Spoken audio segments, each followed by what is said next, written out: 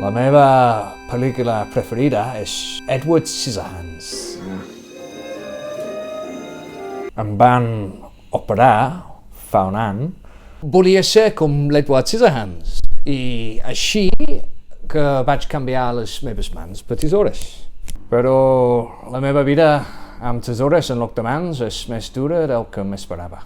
No puc sortir al carrer perquè no puc obrir la porta.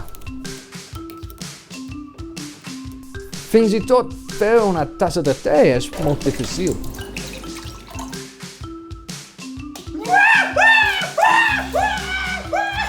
I ni tan sols no puc fer servir un ordinador.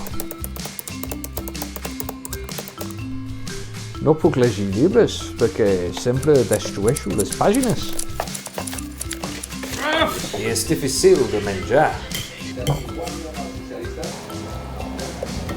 Això no és una manera de viure.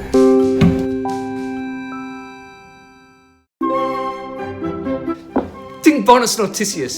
Em van tornar a operar per traure les tisores. I ara tinc rotuladors. I la meva vida és molt millor.